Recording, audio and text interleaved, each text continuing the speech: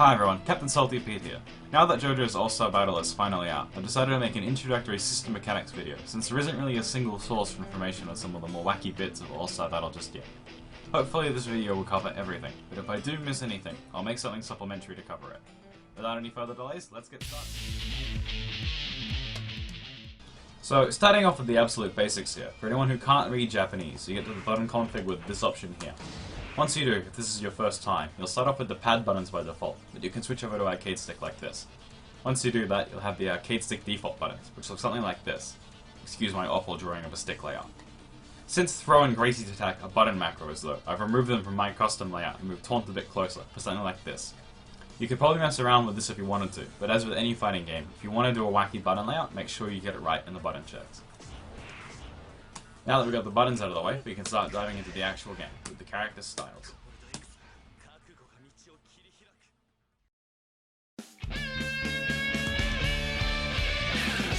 To start off with, we've got Jonathan to show us through the signature style of parts 1 and 2, the Ripple. This style is used by Jonathan Joestar and Will Zappelli from part 1, and Joseph Joestar and Caesar Zappelli from part 2. The Ripple's main trait is that you can hold down the style button to gain meter while your character pulls a flashy pose. This is fairly useful, as not only can you use the meter for regular things like supers, you can also use it for the Ripple's other feature, Ripple Specials. These are basically EX versions of specials, and are done via pressing the S button for your special input instead of one of the attack buttons. These can have all sorts of differences, from launching to armor, so you should check out your character's Ripple Specials if you do choose to play as one. Some of the Ripple characters can have other moves done with S that also take meter, so you should look into that depending on your character choice. On player 1 side, we have Cars to show off the style of the Part 2 antagonist mode. Pressing S with either ACDC, Wham, or Cars will put your character into their respective mode and drain meter while you're in it. Pressing S again will take you out of it. While in their mode, you get a character-specific buff. Cars, for instance, goes into his light mode, which makes his specials unblockable. However, if you run out of meter while you're in your mode, you go into a long recovery animation, so even though the benefits are high, you do have to be careful with your meter.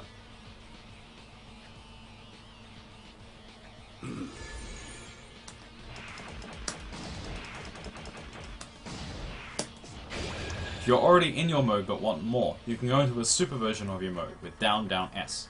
This consumes 1 bar and gives you even more buffs than the regular version, but you can't manually leave it, so you are guaranteed to go into the recovery animation, so you do have to be careful with it.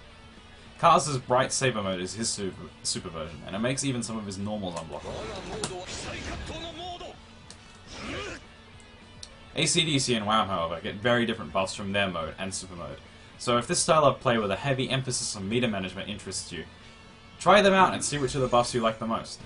Moving along now, we have Gyro showing the style of Part 7, Horseback. This one is fairly simple. Press S to get on or off your horse.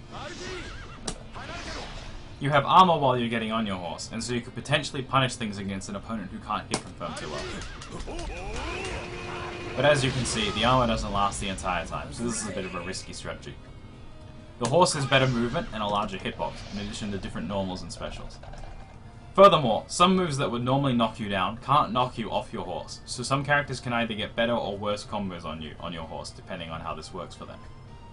To make up for the simplicity of this style though, the 2 horseback characters have more complexity in their other mechanics.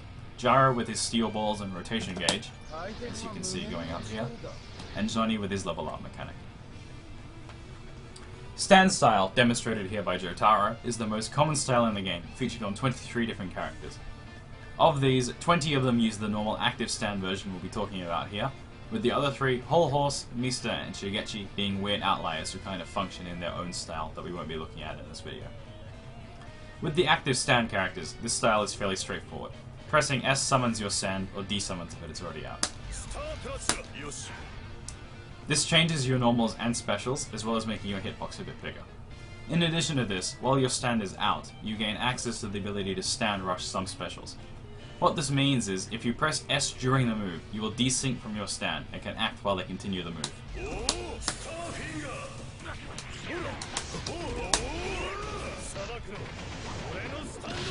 Naturally, while your stand is still doing the move, you can't do any normals or specials involving them until they've recovered, but once the stand has, you can continue as normal. This is a fairly powerful mechanic that can be used to extend combos or pressure, or even create mix-ups if used well. So it's definitely something you should master if you play a stand character, especially at only 1/4 of a bar to use. There's no real pattern to what moves can be stand rushed though, so you'll just have to check out each individual move with your character. The last style in this game so far is Vampirism, and it currently only belongs to Part 1 Dio. This style functions differently compared to the other ones, as pressing the S button with him at neutral doesn't actually do anything. Instead, S gives you access to his Vampirism specials, which steal either HP or meter depending on the move. This can be done as a regular special with half circle forward and S, or as an ender to his Rekka with just S or quarter circle forward S depending on whether you want to steal HP or meter.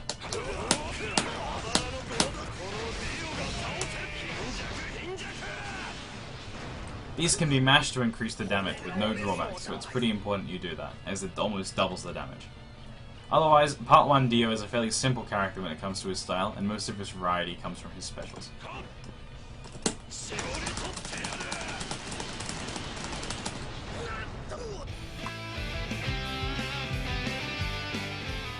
All-Star Battle uses a fairly standard chain system for its combos, with crouching light cancelling into itself or a medium normal, and medium cancelling into heavy.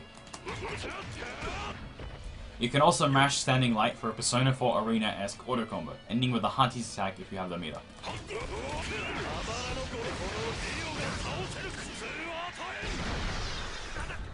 The motions for Hati's attacks are universal.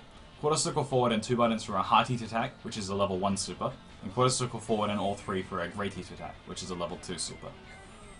Of course, the ways to extend your combos beyond this auto combo depend on your character and style. Stand characters can typically stand rush to extend it, and ripple characters typically have a useful ripple special to extend it, but the combos can vary pretty wildly, so you'll have to look into your character to see how they can best extend combos. There are very few links in this game, and the ones that do exist are typically linking out of a special, as you'd expect from a game with chains. One of the unique and odd things about this game that you wouldn't expect to see anywhere else is the degree to which you can cancel things. With the exception of sweeps, which can't be cancelled at all, you can whiff cancel all your normals by either continuing the chain or cancelling into a special.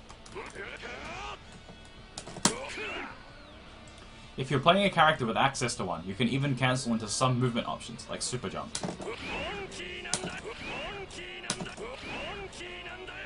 This opens up a lot of different ways to be safe or continue pressure for characters with access to these interesting things, and, for instance, this is a big part of Part 1 Dio's game plan.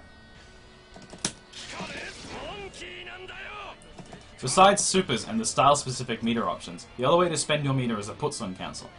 Much like a Roman cancel from Guilty Gear, the putsun cancel returns you to neutral from any move at the cost of 1 bar. These can be done on hit, block, or whiff, so they're both an option for continuing pressure or extending a combo. Unlike a Heart Heat attack, you can't cancel into a Great Heat attack, so most characters' most damaging combo for 2 bars involves a putsun cancel and a Heart Heat attack.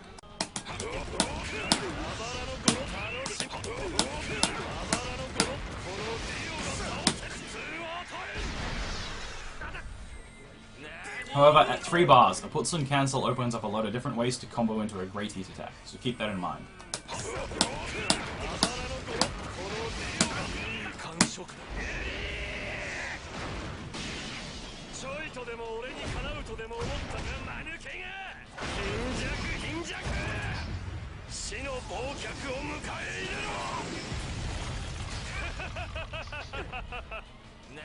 Lastly, something only done in a few games previously, taunts have an effect in this game. If done while your opponent is in a knockdown state, the game goes into a zoom on your character taunting, and your opponent's meter goes down by about 1/8.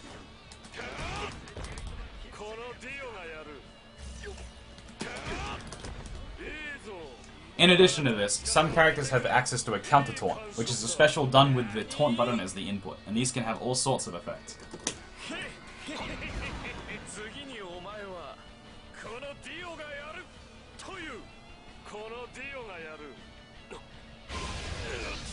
As you can see here, Joseph's "your next line is" counter decreases his opponent's meter by about 1/4 and gave him access to a whole bar.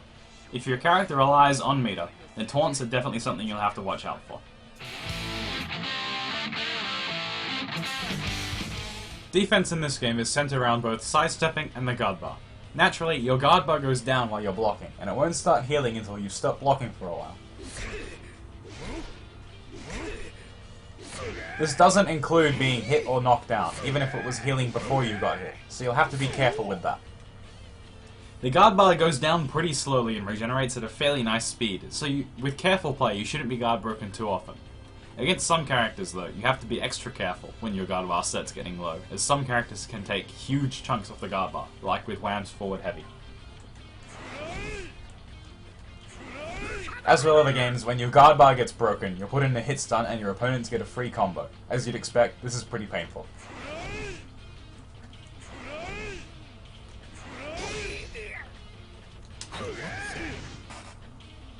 Instant blocking is available in this game in the form of Stylish Move. If you press back to block an attack just before it hits, your character will do a pose and sidestep, typically allowing you a free punish. This costs you 1/5 of your guard bar though, so if you do it too much and fail to capitalize, you're putting yourself at risk. If you have less than 1/5 of a guard bar as well, naturally you can't Stylish Move, so you're at even more risk of being guard broken, as it's now harder to get out of pressure. Moves that are Stylish Moved count as being blocked, so any of your opponent's options they could cancel into on block are available, so keep that in mind as well. Stylish moving is very important in some matchups, as you can only Stylish Move unblockables. If you don't know the timing to Stylish Move them, matchups where this is important, such as Kaz or Okuyasu, will get a lot harder.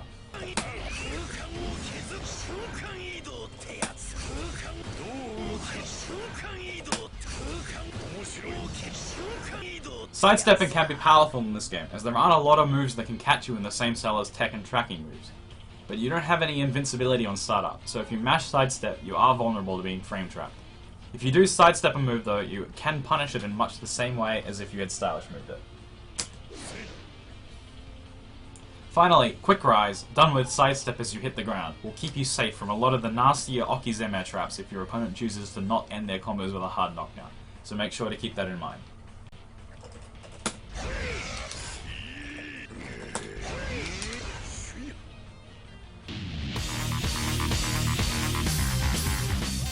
The final thing to note with this game is the variance in stages. Stages, much like in your average 3D fighting game, differ in both size and shape, with the majority of the stages being circular. As you'd expect, fully circular stages don't have corners, and the shape of the walls can make it much harder to press your opponent against the wall. Some of the stages have fully straight walls, like this one that we're on at the moment, Yoshikage Kira's house. But the majority of the stages, as said, do have circular walls. The stage sizes are of particular importance for some characters, like Part 7 characters, Johnny, Gyro, and Valentine, who have to collect the corpse parts. As well as transformation characters like Giorno, Pucci, and Kaz, whose super transformation has a long startup time and will be easier on a larger stage.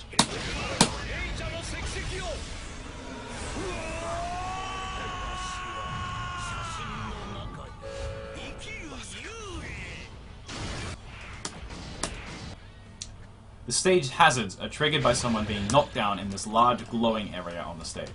Once activated, there will be a delay before the hazard actually attacks, allowing you time to get out or push your opponent into the red hazard area.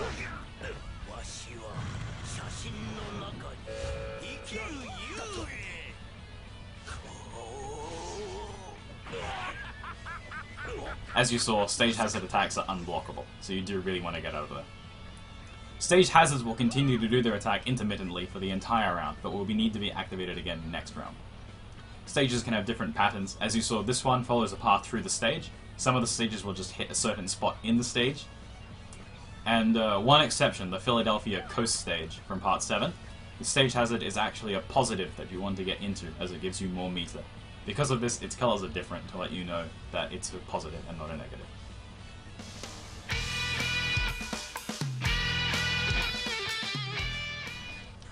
As you've no doubt noticed by now, All-Star Battle is a very unique game. While it is definitely not flawless, and some things could definitely do with some improving, I do think it is a fun game, which is the most important part of choosing a game to play. Not only is there uniqueness among the system mechanics, many of the characters also stand out as very unique, such as the Pillarmen and their modes, Rohan and his lack of normals, and the Part 7 characters and their corpse parts. Of course, All-Star Battle will not be a game for everyone, but if you're a JoJo's fan or you see a free setup for it at a fighting game meet, you should probably give it a try. Thanks for watching, and I hope this video helped.